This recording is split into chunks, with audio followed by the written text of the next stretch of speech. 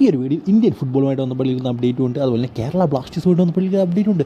So അതിലേക്ക് പോകുന്നതിന് മുമ്പ് ഞാൻ എപ്പോഴും പറയുന്ന കാര്യമാണ്, നിങ്ങളുടെ ലൈക്ക് 200 ലൈക്കിൻ്റെ ടാർഗറ്റ് നിങ്ങളെല്ലാവരും അതിലേക്ക് എത്തിക്കുമെന്ന് വിചാരിക്കുന്നു. സോ എന്തായാലും ആദ്യത്തെ അപ്ഡേറ്റ് നമുക്ക് ഇന്ത്യൻ നാഷണൽ ടീമുമായിട്ട് ബന്ധപ്പെട്ടിരിക്കുന്ന അപ്ഡേറ്റ് നോക്കാം. ഇതെല്ലാവരും ചോദിക്കുന്ന ഒരു കാര്യമാണ്, PIO പ്ലേയേഴ്സ് എപ്പോൾ വരും ഇന്ത്യയിലേക്ക്, അവരെപ്പോൾ ഇന്ത്യയിൽ വന്ന് കളിക്കുമെന്ന്. സോ എന്തായാലും അതിലിപ്പോൾ മാർക്കസ് മർഗലോ ഒരു കൺഫേം ആയിട്ട് അല്ലെങ്കിൽ ഒരു ക്ലാരിറ്റി പറയുകയാണ്. അതായത് PIO പ്ലേയേഴ്സ് കളിക്കില്ല, ഇന്ത്യൻ ടീമിന് വേണ്ടി PIO പ്ലേയേഴ്സ് കളിക്കാൻ പോകുന്നില്ല എന്നാണിപ്പോൾ നമ്മുടെ മാർക്കസ് മർഗലോ പറഞ്ഞിരിക്കുന്നത്.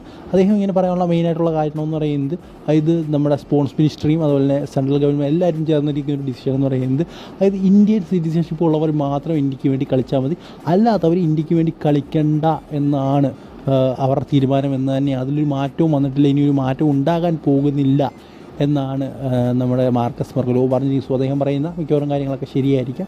സോ അതുകൊണ്ട് ഇത് ശരിയായിരിക്കും. എനിക്ക് തോന്നുന്നില്ല മറ്റ് രാജ്യത്തു നിന്നുള്ള ആളുകൾ ഇന്ത്യൻ നാഷണൽ ടീമിന് വേണ്ടി കളിക്കും. സോ എന്തായാലും ഇന്ത്യയുടെ ഭാവി ഇതുപോലൊക്കെ തന്നെയായിരിക്കും. കൂടിപ്പോയി ഒരു 90 റാങ്ക് വരെയൊക്കെ പോകും. കൂടിപ്പോയി കഴിഞ്ഞാൽ അതിൽ കൂടുതലൊന്നും ഇന്ത്യൻ നാഷണൽ ടീം പോകാൻ പോകുന്നില്ല. കാരണം നമ്മുടെ ഇന്ത്യൻ നാഷണൽ ടീം അല്ലെങ്കിൽ ഇന്ത്യയിലുള്ള ആളുകൾക്കൊന്നും ഫുട്ബോൾ ഡെവലപ്പ് ചെയ്യണമെന്ന് ഒരാഗ്രഹവും ഇല്ലാത്ത ആൾക്കാരാണ്. സോ പിന്നെ പറഞ്ഞിട്ട് കാര്യമില്ല.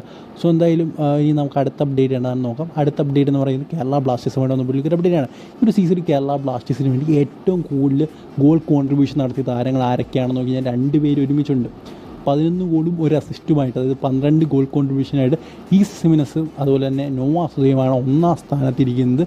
അതായത് ഈസ് സിമിനസ് ഞാൻ നേരത്തെ പറഞ്ഞാൽ 11 ഗോളും ഒരു അസിസ്റ്റ്, 12 ഗോൾ കോൺട്രിബ്യൂഷൻ. അതുപോലെ തന്നെ നോവാ സുദയ് 7 ഗോളും 5 അസിസ്റ്റും. So 12 goal contribution. എല്ലാം നോക്കുകയാണെങ്കിൽ ടോട്ടൽ, അതായത് ഡ്യൂറൻ കപ്പ് ഉൾപ്പെടെ നോക്കുകയാണെങ്കിൽ ഏതാണ്ട് 20 ഗോൾ കോൺട്രിബ്യൂഷനാണ് നോവാ സുദയ് നടത്തിയിരിക്കുന്നത്. 8 ഗോൾ കോൺട്രിബ്യൂഷൻ ഡ്യൂറൻ കപ്പിലും ഉണ്ടെന്ന് പറയാം. സോ ഇതിനെക്കുറിച്ചുള്ള നിങ്ങളുടെ അഭിപ്രായം എന്താണെന്ന് കമൻറ്റ് ബോക്സിൽ നിന്ന് പറയുക. അടുത്ത വീഡിയോയിൽ കാണുന്നവരെ ഗുഡ് ബൈ.